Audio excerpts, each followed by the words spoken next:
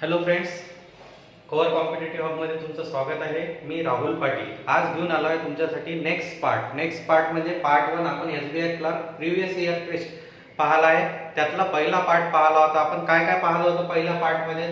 काही चॅप्टर्स पाहिले होते. सिम्प्लिफिकेशन 5 मार्क, अप्रॉक्सिमेशन 5 मार्क, त्याच्यानंतर नंबर सिरीज 5 मार्क आणि त्याच्यानंतर पाहिलं होतं आपण क्वाड्रॅटिक इक्वेशन. हे प्रॉब्लेम्स किती टाइममध्ये कसे सॉल्व्ह करायला पाहिजे. ठीक आहे. कोणाचं मिस झालं असेल तर त्यांनी ते पहिल्या व्हिडिओत पार्ट 1 व्हिडिओत पाहून घ्यायचं आणि नंतर आपण सेकंड शिफ्ट होणार होतो. तो पार्ट होता आपला DI आणि अरिथमॅटिकचे जे प्रॉब्लेम्स असतात ते. म्हणजे 20 मार्क आपण इथे कव्हर केले. आता 15 मार्क आपण इथं करू. म्हणजे आपल्याला 35 आउट ऑफ 35 भेटायला पाहिजे. स्पेशल मराठी याच्यासाठी की मुलांनी सांगितलं होतं की मराठीत पाहिजे म्हणून मी मराठीत घेतलेला आहे. या पहिले एक गोष्ट सांगायची राहिली आहे तुम्हाला की आपलं जे पेज आहे कोअर कॉम्पिटेटिव्ह हब, तर याला काय करा, लाईक करा आणि सबस्क्राईब सुद्धा करा. म्हणजे तुम्हाला जे नवीन नवीन नोटिफिकेशन, नवीन नवीन व्हिडिओ, कारण मी SBI साठी आणखी काही व्हिडिओज टाकणार आहे. व्हिडिओज जे तुम्हाला प्रॉब्लेम्स असतात किंवा जे डिफिकल्टी असतात, जसे अप्रॉक्सिमेशन असेल, SCF LCM असेल किंवा नेक्स्ट आणखी काही प्रॉब्लेम्स असतील, अरिथमॅटिकचे प्रॉब्लेम्स असेल, तर त्याची व्हिडिओ मी तुम्हाला देणार आहे. त्यासाठी सबस्क्रिप्शन करून ठेवा. किंवा आपली नवीन बँक PO ची नवीन बॅच लॉन्च झालेली आहे. सोबतच MBA CET CAT, MBA CET, MCA CET ची बॅच नवीन लॉन्च झालेली आहे आणि CAT ची बॅच सुद्धा नवीन लॉन्च झालेली आहे. तर तुम्हाला त्याची डिटेल्स तुम्हाला खाली मिळून जातील. त्यात तुम्ही चेक करा. हे तुम्ही ऑफलाईन प्लस ऑनलाईन दोन्ही बॅचेस आपल्या स्टार्ट झालेला आहे. ऑफलाईन बॅच जर तुम्हाला जॉईन करायची असेल तर तुम्ही आमच्या मेन ऑफिसला येऊन भेटा. तिथे ॲड्रेस आणि फोन नंबर तुम्हाला मिळेल. आणि जर तुम्हाला ऑनलाईन लावायची असेल तर त्याच्या सगळ्या गोष्टी तुम्हाला प्ले स्टोअरवर मिळून जाईल. प्ले स्टोअरवर आपलं पेज आहे कोअर कॉम्पिटेटिव्ह हब नावाने, तिथे तुम्हाला मिळेल. आता येऊ आपण आपल्या मेन कॉन्सेप्टवर. आपण काय घेणार होतो? तर पहिला पार्ट घेणार होतो DI. बरोबर आहे. आता DI करताना मुलांची हे सगळ्यात शी कंप्लेंट हेच असते की सर DI टफ जाते किंवा DI मध्ये सॉल्व्ह करताना टाइम खूप जाते. तुमचा टाइम का जाते? कारण तुम्ही काही गोष्टी केलेल्या नाही आहेत. कॅल्क्युलेशन तुम्हाला फास्ट येत नाही. तुम्हाला पर्सेंटेजवर कमांड असायला पाहिजे. बेसिकवर कमांड आणि पर्सेंटेजवर कमांड ज्याची असेल त्याला DI काहीही टफ जात नाही. DI करताना काय करायचं? तर मी एक प्रिव्हियस इयरचा DI घेतला आहे. त्याच्यात काय दिलं आहे तर पहिले DI समजून घ्यायचा. DI समजून घेतल्यावर मग क्वेश्चन सॉल्व्ह करणं is not a tough task. ठीक आहे. तर मग आपण DI पाहून घेऊ. पहिले DI काय दिलं आहे तुम्हाला? तर x axis, Y axis sorry ABCD 5 building दिल्या आहेत तुम्हाला. हे बिल्डिंग मध्ये काय दिलं आहे? तर पहिले दिलं आहे तुम्हाला टोटल फ्लॅट्स फर्स्ट, आणि हे काय आहे तुमचा डॉटेड तो आहे तुमचा व्हॅकंट फ्लॅट्स. म्हणजे मला A मध्ये 400 टोटल फ्लॅट्स दिले तर व्हॅकंट फ्लॅट्स किती दिले? 160. मला जर D मध्ये पाहायचं आहे तर टोटल फ्लॅट्स किती आहे? 600 आणि व्हॅकंट फ्लॅट्स किती आहे? 220. आता नोट ही दिली आहे खाली, तेही पाहून घ्यायची. टोटल फ्लॅट्स म्हणजे हे जे 400 आहेत टोटल फ्लॅट्स हे कसे बनले? Vacant flats plus occupied flats. म्हणजे व्हॅकंट फ्लॅट्स म्हणजे काही फ्लॅट्स आपले खाली असतील ते, आणि ऑक्युपाइड फ्लॅट्स म्हणजे काही फ्लॅट्स मध्ये लोक राहायला आले असतील ते. आता टोटल फ्लॅट्स तुम्हाला काय काय दिले आहे? तर तुम्हाला बार दिला आहे एक टोटल फ्लॅट्सचा आणि व्हॅकंट फ्लॅट्सचा. म्हणजे इथं एक गोष्ट मिसिंग आहे आपल्याला, ते आपल्याला सांगत आहे. ते कोणती आहे? Occupied flats. आणि ऑक्युपाइड फ्लॅट्सवर आपल्याला क्वेश्चन राहील. ऑक्युपाइड फ्लॅट काढायचा आहे. समजा मी एखादा काढायचा आहे, समजा आपण पहिलाच घेऊ. तर माझे ऑक्युपाइड फ्लॅट्स कसे राहतील? तर कसं काढू मी ऑक्युपाइड फ्लॅट्स? ऑक्युपाइड फ्लॅट्स कसे येतील? तर माझे टोटल फ्लॅट्स आहेत 400. याच्यातून मायनस किती करेल मी? 160 करेल. किती राहिले? हे 40. इथे 240 इज माय आन्सर. म्हणजे माझे ऑक्युपाइड फ्लॅट्स किती येतील? 240. असे आपण काढणार आहे. ठीक आहे. आता जो आपण क्वेश्चनवर कसे फास्टली सॉल्व्ह करायचे त्याच्यावर. ठीक. चला पहिला question, number of vacant flats in. आता एक नेहमी लक्षात ठेवायचं, DI चा क्वेश्चन सॉल्व्ह करताना स्टेटमेंट वाचता वाचता माझ्या व्हॅल्यू माझ्या रफ शीट वर यायला पाहिजे किंवा माझ्या व्हॅल्यू लिहिणं झाल्या पाहिजे. ठीक आहे. आता जो आपण number of vacant flats in building C and D, तर मी पटकन जाईल C मध्ये व्हॅकंट किती आहेत माझ्याजवळ? तर व्हॅकंटचा आकडा दिला आहे किती आहे? 180. आणि D मध्ये किती आहे? 220. म्हणजे हे किती झाले तुमचे? 400. करेक्ट. हे तुमचे 400 झाले. नंतर काय म्हणते? आर अप्रॉक्सिमेटली, अप्रॉक्सिमेट शब्द आहे व्हॉट पर्सेंट ऑफ. व्हॉट पर्सेंटचा अर्थ काय झाला की हा नंबर वर राहील तुमचा. बरोबर आहे 400. आणि occupied flats of number of occupied flats in building D and E. कोणाकोणाचे काढायचे आहे मला? D आणि E चे ऑक्युपाइड. तर मला सांगा D चे टोटल फ्लॅट्स किती आहेत? 600. त्याच्यातून 220 मायनस, तर 600तून 200 गेले 400 आणि 20 गेले तर 380 भेटले. पहा काही पेनाची गरज. ई चे काय आहे 420, 420 मधून 200 गेले तर किती राहिले माझ्याजवळ 220. मग 300 आणि 200 500 म्हणजे हे किती झाले 600. आपल्याला पर्सेंट काढायचे आहे. 400 कशावर 600 वर इंटू 100, तर हे 100 विसरून जा. 2020 बेत्री बे दोन्ही 4 बेत्रिक 6. 2/3 म्हणजे फ्रॅक्शन किती, पर्सेंट किती 66.66%. बरोबर आहे. फ्रॅक्शन मी म्हटलं होतं पर्सेंट लक्षात ठेवा. 2/3 म्हणजे किती 66.66 म्हणजे यातला ऑप्शन कोणता राहील अप्रॉक्सिमेट विचारलं होतं 67%. समजला. इथं आपल्याला वॅकंट दिले होते तर इथं ऑक्युपाईड, मग ते आपण त्या कॅल्क्युलेशन नुसार काढले. नेक्स्ट क्वेश्चन बघा. नेक्स्ट क्वेश्चन काय, what is the respective ratio, म्हणजे मला रेशो काढायचा आहे तर दोन साइड मला तयार पाहिजे. Occupied flats in A and E. तर चला पटकन व्हॅल्यू काढा. ए ची ऑक्युपाईड किती आहे, 400 तून 160 गेले म्हणजे 40 मधून 16 गेले 24 राहिले. बरोबर आहे. प्लस इथं किती येईल, आणखी कोणता विचारला तुम्हाला ई चा, तर हे किती राहिले तुमचे आताच काढले होते तुम्ही 240 म्हणजे हे किती झाले 460. करेक्ट. आता तिकडे जाऊ आपण. इकडे काय दिलं आहे तुम्हाला वॅकंट. कोणता शब्द दिला आहे vacant flats in C. C मध्ये वॅकंट 80 प्लस डी मध्ये वॅकंट किती आहेत तुमचे 220 म्हणजे हे किती झाले तुमचे 400. करेक्ट. यांचा रेशो काढायचा आहे. 0 सोबत 0 2 न भाग दिला तर 23 आणि इथं किती 20. 23:20. बघा काय कठीण होतं. Option A is your correct answer. तुम्ही कॉम्प्लिकेशन घालता काहीच नाही. सरळ सरळ डी आहे मला समजला, मी पटकन माझे आन्सर काढू शकतो. नेक्स्ट प्रॉब्लेम बघा. काय म्हणतो तो, average number of vacant flats in A and E is what percent of the. Statement वाचता वाचता ॲव्हरेज नंबर, ॲव्हरेज काढायचा मला वॅकंट फ्लॅट्स ए आणि ई. ए चे वॅकंट फ्लॅट्स किती आहे 160 आणि ई चे किती आहे 200. 200 आणि 160 किती झाले 360 डिवाइड बाय 2 म्हणजे माझा नंबर आला 180. ॲव्हरेज काढायचा होता मला. करेक्ट. किती आला 180. इज व्हॉट पर्सेंट म्हणजे हा वर जाईल डायरेक्टच करणार, तिथं लिहायच्या मार्गाने. Is what percent of occupied flats in building C. C मध्ये ऑक्युपाईड 540 मधून 180 गेले तर पहा 54 मधून 18 काढतो तर 18×54 म्हणजे 18 गेला तर किती राहिले 36. 360 आणि पर्सेंट काढायचे आहेत तर मला सांगा 18 × 18 18 दोन्ही 36. 1/2 म्हणजे किती पर्सेंट 50%. बस संपलं तुमचं प्रॉब्लेम. 1/2 तुमचे किती येतील percent is your answer. Next question पहा काय दिला आहे. Total flats in B and C together. B आणि सी मध्ये, तर बी मध्ये टोटल किती आहे 460 आणि सी मध्ये किती आहे तर पाहून घ्या. B and C together, sorry B and C नसेल, बी अँड डी आहे. बी अँड डी टुगेदर, तर बी अँड डी. बी मध्ये किती आहेत तुमचे 600 आहे. तर मग किती झाले 60 आणि हे किती झाले 100 म्हणजे 1060. आणि तिकडे काय म्हणते की हाऊ मच मोर ऑर लेस, जास्त आहे किंवा कमी आहे. इथं पर्सेंटेज शब्द नाही त्यामुळे सरळ सरळ इझी झालं. Than that of A and C together. तर ए मध्ये किती आहेत तुमचे टोटल फ्लॅट 400 आणि सी मध्ये किती आहे तर सी मध्ये किती आहेत तुमचे 540. करायचे ऍडिशन 40 940 हे मायनस करायचं तो 940. इथं 20 राहिले, इथं 1 राहिला म्हणजे असं किती 120. ऑप्शन डी सरळ सरळ. इथं कन्फ्यूज व्हायचं नाही. इथं पर्सेंटेजचा कॉन्सेप्ट नाही, काहीच दिलेलं नाही तुम्हाला. यातलं लास्ट प्रॉब्लेम पहा डी याचं 5 मार्काचा शेवटचा प्रॉब्लेम 5वा क्वेश्चन. इफ 3, आता क्वेश्चन दिसताना फार लेंदी दिसत आहे पण याला सॉल्व्ह करू आपण डिस्ट्रीब्यूट करू. If 3 people live in each occupied flat of A. याचा अर्थ काय की 3 पीपल राहतात, कुठे राहतात ईच ऑक्युपाईड फ्लॅट मध्ये. म्हणजे जिथं ऑक्युपाईड आहे म्हणजे जिथं फ्लॅट्स मध्ये लोक राहतात तिथं प्रत्येक फ्लॅट मध्ये किती राहतात म्हणजे 3. कोणत्या बिल्डिंग मध्ये ए मध्ये. आणि 2 people live in each occupied flat of B. म्हणजे बी बिल्डिंग मध्ये जे ऑक्युपाईड फ्लॅट आहेत तिथं 2 राहतात. प्रत्येक बिल्डिंग प्रत्येक फ्लॅट मध्ये total number of people living, तर टोटल किती लोक असतील. तर पहिले ए चा विचार करा. ए मध्ये ऑक्युपाईड किती आहे तर 400 मायनस 160 म्हणजे 40 मधून 10 गेले 30 16 240. 240 गुणिला किती 3, कारण एका फ्लॅट मध्ये 3 राहतात. करा बरं 0 4 3 12 3 2 6 720 झाले.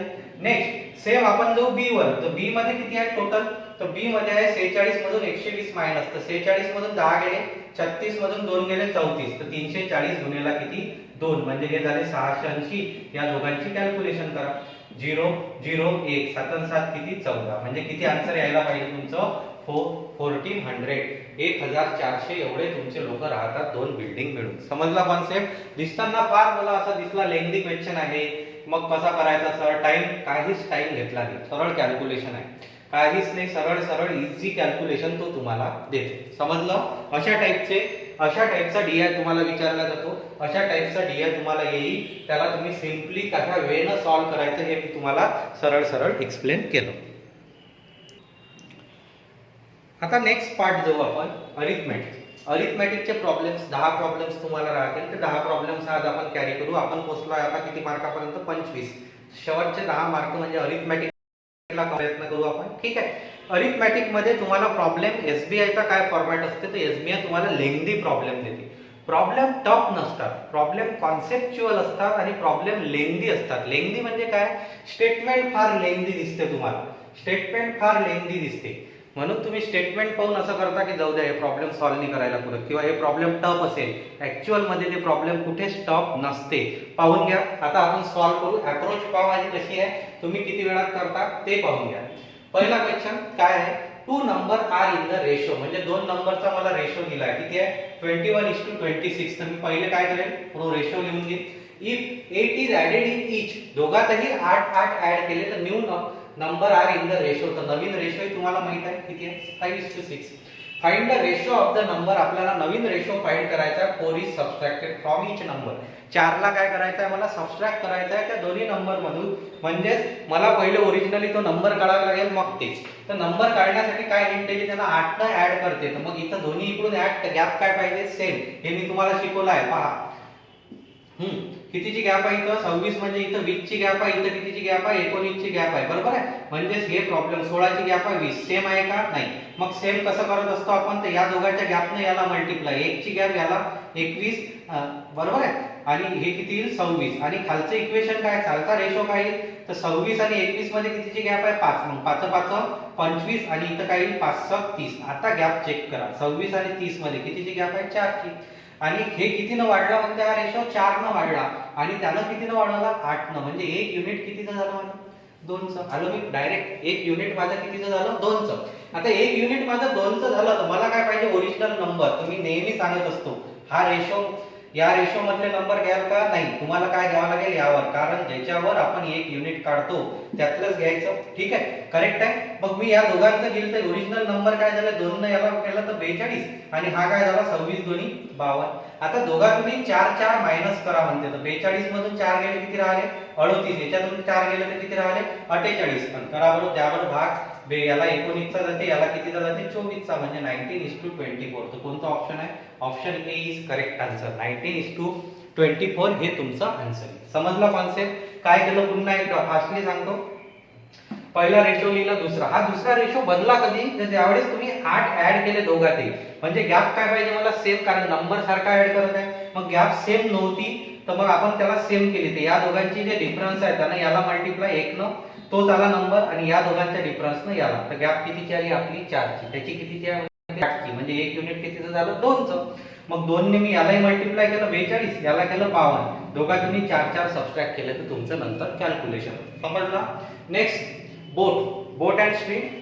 अ बोट covers a certain distance downstream. आता बोट आणि स्ट्रीमचं प्रॉब्लेम दिसलं ना की तुम्ही लोक तसेच हात टाकून देता, तुम्ही सॉल्वच नाही करत. सर टफ रहता, कुछ भी टफ नहीं रहता, थोड़ा ध्यान दीजिए, थोडं लक्ष द्या याच्यावर. आता boat covers a certain distance downstream, बरोबर आहे.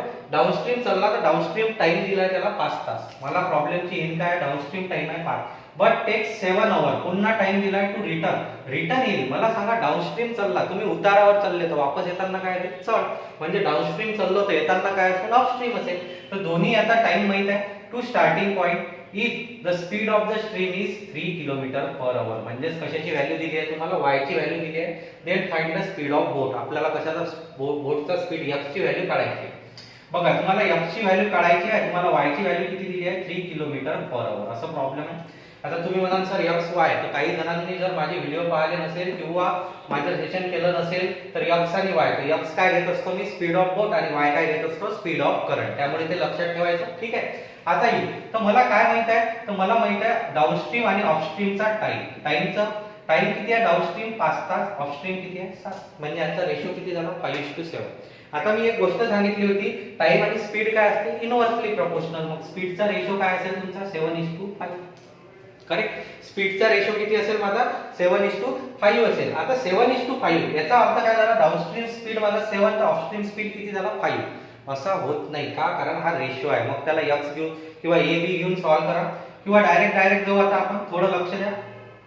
मला माहित आहे ना, मला इथून डाऊनस्ट्रीम स्पीड मी काढ सॉरी इथून मी जर माझा y ची व्हॅल्यू काढली, y ची व्हॅल्यू म्हणजेच काय स्पीड ऑफ करंट, इथून मी काढला तर किती, तर 7 - 5 किती झाले 2. 2 काय फॉर्म्युला आहे, downstream speed minus upstream speed divide by 2. 7 मधून 5 गेले 2, 2 भागिले 2 म्हणजे किती आला 1. 1 बरोबर किती आहे 3. म्हणजे y ची व्हॅल्यू किती आली माझी, तर ती y ची व्हॅल्यू 3 आहेच ना. तर 1 बरोबर किती आला माझा 3. आता मला x ची काढायची आहे. x ची व्हॅल्यू काय, तर सरळ सरळ या दोघांची बेरीज 7 आणि 5 12. 12 भागिले 2 किती येते 6. 6 आणि 1 युनिट कितीचा आहे 3चं, म्हणजेच किती 18 किलोमीटर पर आवर. संपलं तुमचं प्रॉब्लेम. आहे का पाहून घ्या. कुठं आहे, option C 18 kilometre per hour. पहा पुन्हा एकदा रिपीट करतो. x माहित नव्हता, y माहित आहे. डाऊनस्ट्रीम आणि अपस्ट्रीमचा टाइम माहित होता, त्याच्यावरून स्पीडचा रेशो काढला. आता मला y कन्फर्म आहे ना, जो कन्फर्म आहे त्याच्यावरून तुम्ही ते व्हॅल्यू काढा. तर y ची व्हॅल्यू, तर 1 युनिट कसं काढलं मी, तर मला माहित आहे स्पीड ऑफ करंट काय आहे, downstream speed minus upstream speed divide by 7 मधून 2 गेले डिवाइड बाय 2. 2 मग भागायला 2 किती 1. 1 आपले आले, त्यानं किती दिले 3 दिलेच आहे, म्हणजे 1 बरोबर 3. आता काढायचं आहे मला x ची व्हॅल्यू काय, downstream speed plus upstream speed divide by 7 + 5 किती झाले 12. 12 भागिले 2 6. आता मला सांगा 1 युनिट 3चा आहे, तर 6 युनिट sin 3 18. संपलं. काय कठीण होतं मला सांगा, रेशो आणि प्रपोर्शन सॉल्व्ह केला आपण. नेक्स्ट आपण काय विचारलं होतं त्यांना, बोट आणि स्ट्रीम. तर सगळ्यात इझी मला तर असं वाटतं बोट आणि स्ट्रीम आहे तुमचं. ठीक. नेक्स्ट प्रॉब्लेम पहा. नेक्स्ट 2 प्रॉब्लेम ठेवले आपण बरोबर. काय ए इन्व्हेस्टेड, ए ने इन्व्हेस्ट केले किती 8000 ॲट R% फॉर 2 इयर. 2 वर्षासाठी. रेट ऑफ इंटरेस्ट माहिती नाही. अमाऊंट रिसिव्ड, काहीतरी अमाऊंट मला भेटलं, म्हणजे इथून मला अमाऊंट भेटेल. इज अगेन इन्व्हेस्टेड, ते काय केलं त्याने इन्व्हेस्ट केलं इन स्कीम सेकंड, दुसऱ्या स्कीम मध्ये ॲट 12.5%. रेट ऑफ इंटरेस्ट किती आहे 12.5% ना 1 वर्षासाठी. टोटल इंटरेस्ट रिसिव्ड, त्याला टोटल इंटरेस्ट किती भेटलं 3700. Find the value of R. आपल्याला जे पहिले रेट ऑफ इंटरेस्ट ने दिलाय ते आर ची व्हॅल्यू काढायची आहे. करेक्ट. आता इथे एक क्वेश्चन, एक गोष्ट समजली पाहिजे, ते मला सांगा, हे 3700 म्हणजे काय दिलंय, 3700 3700 हे काय दिलं आहे तुम्हाला. तर हे फक्त दुसऱ्या स्कीम मध्ये टाकलेला इंटरेस्ट दिला आहे की पहिला आणि दुसऱ्याचा मिळून दिला आहे, काय आहे, तर हे आहे टोटल शब्द आहे. म्हणजेच काय, पहिला आणि दुसऱ्याचा मिळून इंटरेस्ट आहे. ठीक आहे. आता याला जर तुम्ही डायरेक्ट त्या पद्धतीने मी तुम्हाला सांगितलं n * r काढा, त्या पद्धतीने गेलं तर थोडं कॉम्प्लिकेटेड होईल. कॉम्प्लिकेटेड मध्ये कॅल्क्युलेशन मध्ये फसू आपण. फसणार म्हणजे इक्वेशन लेंथी होईल. तर याला बेसिक मेथड न जा. बेसिक मेथड म्हणजे पहा, एकदम इझी वे न सांगतो मी तुम्हाला. ए ने इन्व्हेस्ट केले तर एसआय किती भेटेल इथून, तर एसआय चा फॉर्म्युला काय आहे, PNR म्हणजेच काय R * 2 किती 100. मग हे 20 कटलं तर किती एसआय भेटला तुम्हाला 160R. बरोबर आहे. हा तुम्हाला काय भेटला पहिला एसआय. हा पहिला एसआय 160R भेटला. तर मला सांगा इथून अमाउंट किती झालं. मग तुमचं अमाउंट काय असते, प्रिन्सिपल प्लस एसआय. प्रिन्सिपल किती होतं तुमचं 8000 प्लस एसआय किती भेटला 160R. तर हे भेटलं तुम्हाला पहिल्या स्कीम मध्ये, तुम्हाला एवढं अमाउंट भेटलं. इथपर्यंत काही डिफिकल्टी आहे का सांगा, इथपर्यंत करू शकले असते तुम्ही. ठीक. नंतर तो काय म्हणते, हे amount received is again invested in scheme, दुसऱ्या याच्यात इन्व्हेस्ट केलं तर त्याला रेट ऑफ इंटरेस्ट. आता इथं प्रॉब्लेम थोडासा त्याने इझी केलं. काय केलं आहे 12.5% दिलाय म्हणते. मला सांगा रेट ऑफ इंटरेस्ट दुसऱ्या स्कीम मध्ये 12.5% म्हणजे किती 1/8. आता एक कॉन्सेप्ट सांगा, समजा माझ्याजवळ प्रिन्सिपल 8 असतं तर अमाउंट किती असतं 9, कारण 8 वर 1 वाढला असता. आता कॉन्सेप्ट माहित आहे, रेट ऑफ इंटरेस्ट 8 वर 1 वाढला. आता मला सांगा दुसऱ्या वेळेस, पहिल्या वेळेसचा इंटरेस्ट तुमच्या जवळ आहे, करेक्ट, पहिल्या वेळेसचा एसआय तुमच्या जवळ आहे, दुसऱ्या वेळेसचा एसआय काढावा लागेल आणि तो 3700 सोबत टॅली. तर दुसऱ्या वेळेसचा एसआय कसा काढू, तर माझं प्रिन्सिपल किती आहे 8 वर किती एसआय भेटला मला 1. या 1 ची व्हॅल्यू मला काढावी लागेल. 1 ची व्हॅल्यू कशी काढू, तर 8 म्हणजेच काय प्रिन्सिपल, तर हे आपलं जुनं प्रिन्सिपल आहे, हे अमाउंट आहे, म्हणजे हे इथे प्रिन्सिपल म्हणून येईल. याच्यावर काहीतरी भेटेल, तर मग याला कसं काढू, तर त्या 1 ची व्हॅल्यू कशी काढू आपण दुसऱ्या एसआय ची 8000 प्लस 160R किती आहे 8 आहे. 1 युनिट भेटेल. मग 8 ने याला केलं तर किती, इथून आले तुमचे 1000 प्लस हे किती आले 20R. समजलं का. हा भेटला तुम्हाला पहिला एसआय, हा भेटला तुम्हाला दुसरा एसआय. आता करा कॅल्क्युलेट. या दोघांची बेरीज किती आहे 3700. मग करा बेरीज. तर हे किती झाले 160 आणि 20 180 आर करेक्ट, आणि हे प्लस राहतील तिकडे जातील तर मायनस, म्हणजेच किती झाले 2700. 3700 मधून 1000 गेले 2700, झिरो सोबत झिरो कॅन्सल, 18 एक 18 किती राहिले 18 पंच 90, म्हणजेच तुमचा आर ची व्हॅल्यू किती आली 15%. किती आर ची व्हॅल्यू तुमची 15%. हे समजलं का? पुन्हा एकदा रिपीट करतो मी, ज्यांना थोडंसं नसेल समजलं, कुठं क्लिक नसेल झालं, त्यांना काय म्हटलं होतं, येणं 8000 रुपये R% इन्व्हेस्ट केले 2 वर्षासाठी. तिथून ज्याला जे अमाऊंट भेटलं, तिथून किती भेटलं त्याला समथिंग अमाऊंट भेटलं, ते अमाऊंट त्यानं काय केलं दुसऱ्या स्कीम मध्ये टाकलं, म्हणजे ते प्रिन्सिपल झालं दुसऱ्या वेळेस. तर आपण तेच केलं, पहिले आपण याचा एसआय काढला 160 आला. आता अमाऊंट काय राहील, तर प्रिन्सिपल प्लस एसआय बरोबर अमाऊंट राहील. हे अमाऊंट त्यानं काय केलं की दुसऱ्या याच्यात टाकलं स्कीम मध्ये. तिथं रेट ऑफ इंटरेस्ट 12.5 म्हणजे 1/8 होता. आता तिथं किती व्याज भेटलं त्याला, किती इंटरेस्ट भेटला, तर जो एका वर्षाचा होता ना 8 वर 1, म्हणजेच 8 वर 1 झाला, एक तुम्हाला काय भेटला एसआय. या 1 ची व्हॅल्यू आपल्याला काढायची आहे. तर कशी काढली, तर हे प्रिन्सिपल बरोबर हे होतं ना जुनं, 8 ने डिवाइड केलं तर किती आलं 1000 प्लस 20 आर, मग हे प्लस हे या दोघांची बेरीज केली, तिथून तुमचं कॅल्क्युलेशन. समजला कॉन्सेप्ट, आलं लक्षात? अशा इझी वेने तुम्ही सॉल्व्ह करू शकता. नेक्स्ट ट्रेनचा प्रॉब्लेम बघा, प्रत्येक प्रॉब्लेम शिफ्ट करत नेता येतो बरोबर. आता नेलाय त्यांना आपल्याला ट्रेनवर. Train A running with speed of 36 kilometre per hour. Train A कितीनं चालली 36 च्या स्पीडनं. क्रॉसेस ऑफ पोल, पोलला क्रॉस करत आहे 20 सेकंद मध्ये. आता एवढ्या स्टेटमेंट मध्ये माझ्या वाचताच लक्षात आलं की ट्रेनची लेंथ त्यानं दिली आहे का नाही, कारण स्पीड दिलाय तर लेंथ दिली नाहीये. ठीक आहे, मग त्याचं काम पडेल. तर सेकंड ट्रेन बी, दुसरी ट्रेन आली आता, whose length is 100 metre more than train A. पहा टाकली ना हट, त्यानं दिला नाही तर ट्विस्ट आपल्याला काय दिला, ट्रेन बी ची लेंथ किती आहे 100 ने जास्त आहे म्हणते मीटरने कोणापेक्षा ट्रेन ए. ट्रेन ए ची लेंथ माहित आहे का नाही, म्हणजे आपल्याला इथून ट्रेन ए ची लेंथ काढावी लागेल. ठीक, पुढे काय आहे ते वाचून घेऊ. Train A is running with 18 kilometre per hour आणि याचा स्पीड दिलाय ट्रेन बी चा. Find the time taken by train B. Train B चा time to cross a platform. प्लॅटफॉर्मला क्रॉस करण्यासाठी त्याची लेंथ आहे 500. ठीक आहे, मग इथून काय करू आपण, पहिल्या ट्रेनची लेंथ काढू.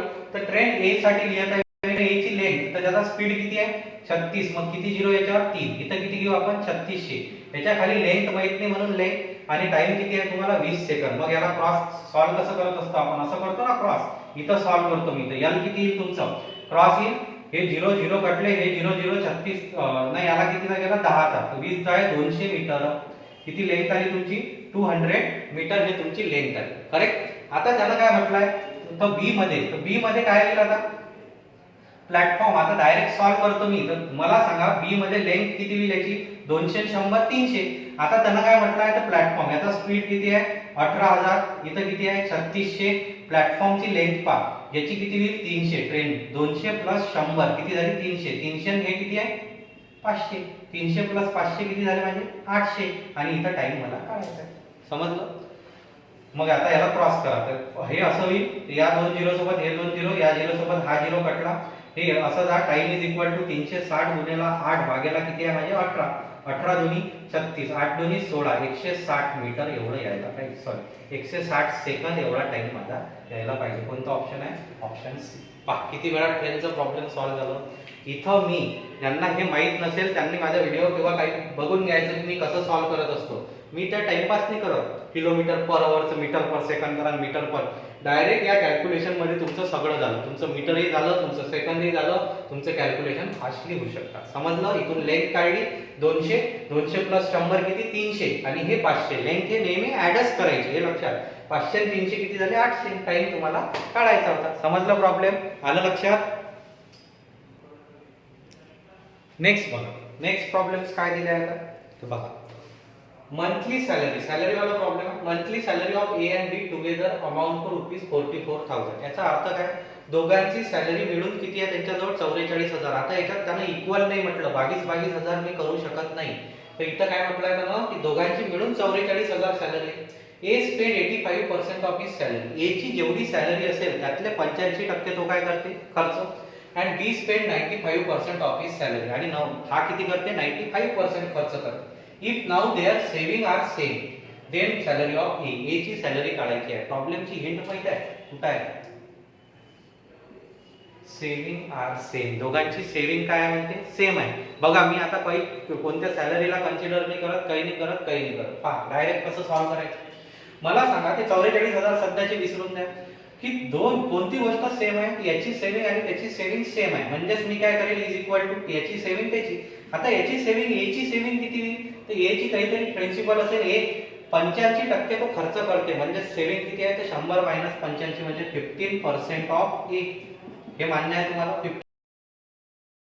आणि बी ची सेविंग किती आहे, 5% ऑफ बी. बी चं जेवढं प्रिन्सिपल असेल त्याच्या 5%. करेक्ट. मग आता याला जर सॉल्व्ह करतो म्हटलं मी, तर किती पर्सेंट कॅन्सल, हा किती येईल 3a इज इक्वल टू किती आहे b. मग याला रेशो मध्ये लिहिलं तर a बाय b बरोबर किती झाला तुमचा रेशो 1:3.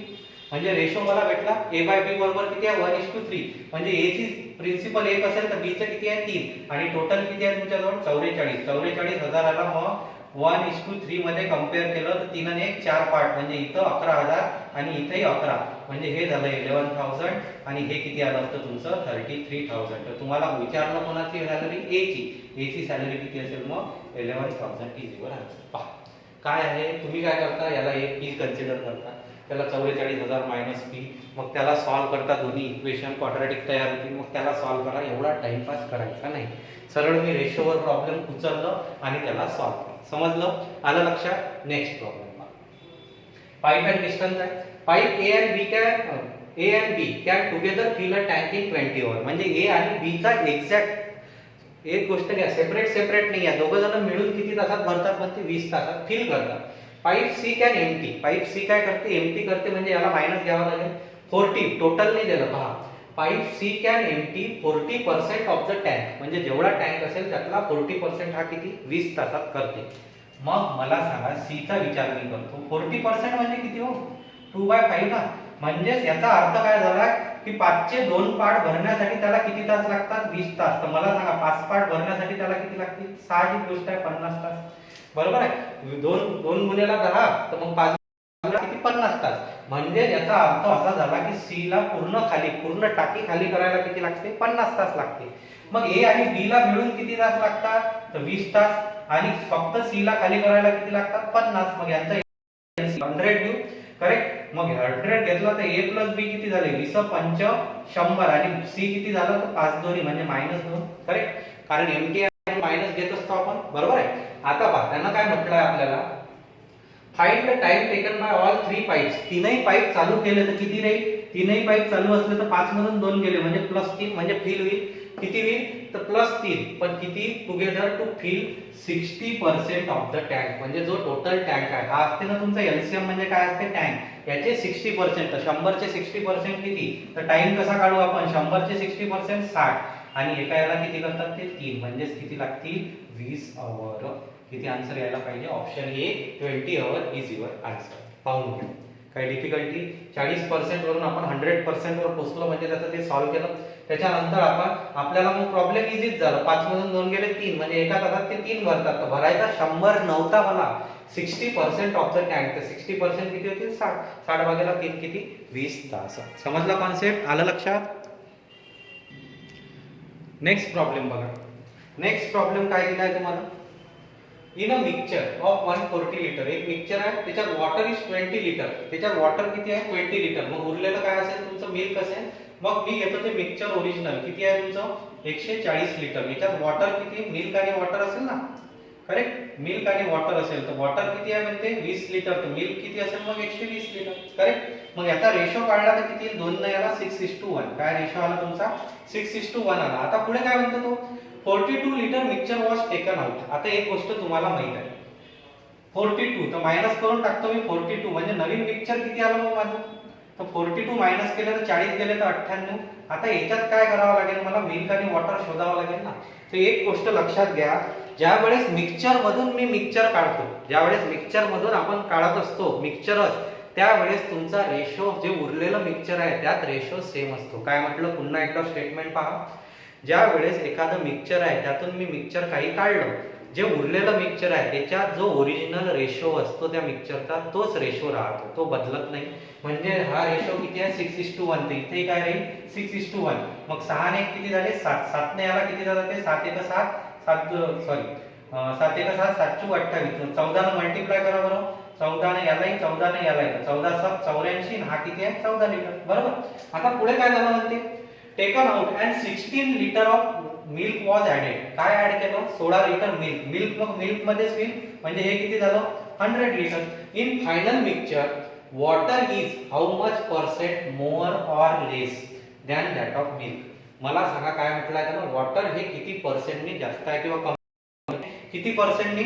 पर्सेंट लेस काढायचा आहे. तुम्ही घाई हे प्रॉब्लेम चुकवता. तुम्ही किती घेता? 14% ना. म्हणजे किती झालं? 14% न कमी आहे. तर ते येणार नाही. किती पर्सेंट न कमी आहे? तर 100 - 14 म्हणजे किती? 86% न कमी आहे. याचा आन्सर किती यायला पाहिजे? 86%. आला कॉन्सेप्ट लक्षात? समजलं? 86% आणि डिवाइड बाय 100 असतं तर ते तेवढंच येणार आहे ना तुमचं. म्हणजे किती? 86%. एवढं इझी प्रॉब्लेम आहे.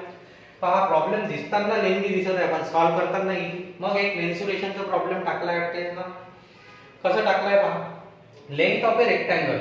रेक्टँगल आहे. रेक्टँगलची लेंथ किती आहे? म्हणजे 6 मीटर मोर. 6 मीटरनं जास्त आहे than side of A square. म्हणजे स्क्वेअरची जे साइड आहे त्याच्यापेक्षा लेंथ किती आहे? 6 मीटरनं जास्त.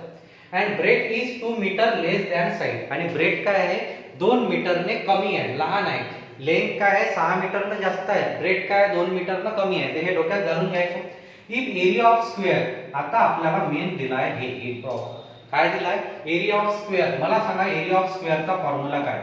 एरिया ऑफ स्क्वेअर याचा फॉर्म्युला काय आहे? तर साइड स्क्वेअर.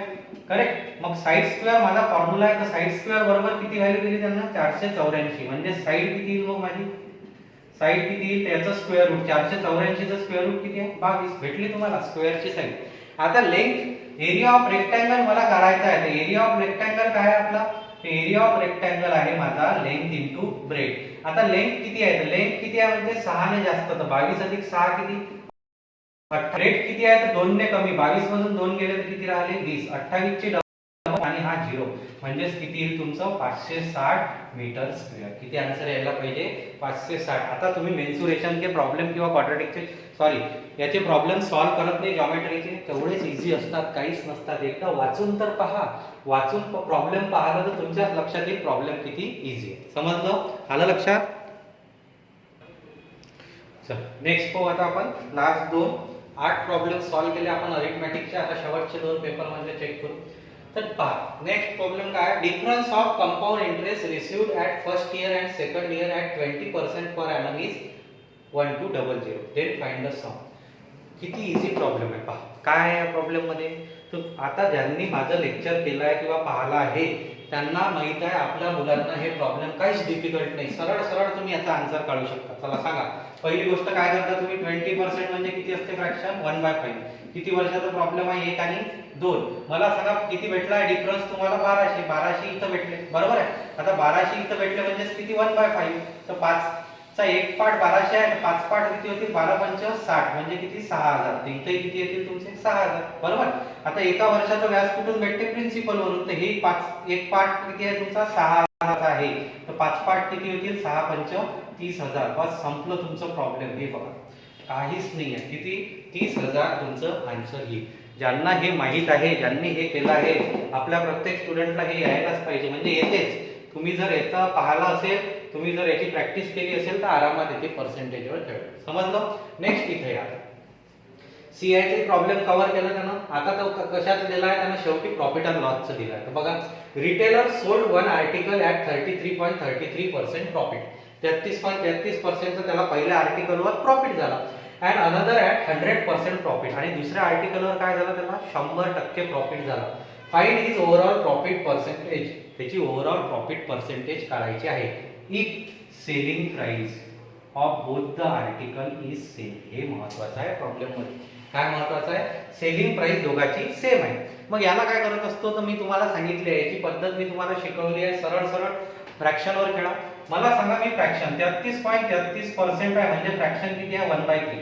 100% आहे म्हणजे फ्रॅक्शन किती आहे? 1/1. करेक्ट. आता मला सांगा माझी कॉस्ट प्राइस, माझी सेलिंग प्राइस. माझी कॉस्ट प्राइस 3 असेल तर सेलिंग प्राइस किती असेल? 4.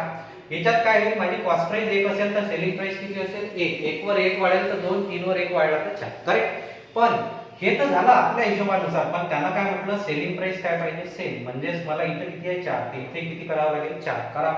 2 1 2, 2 2 4 झाली तुमची हे सेम. सेलिंग प्राइस तुमची सेम झाली. आता तुम्ही ऍक्च्युअल प्रॉफिट काउंट करा. तर इथं किती होते 3 अधिक 2 किती झाले तुमचे 5 आणि 4 आणि 4 किती झाले 8.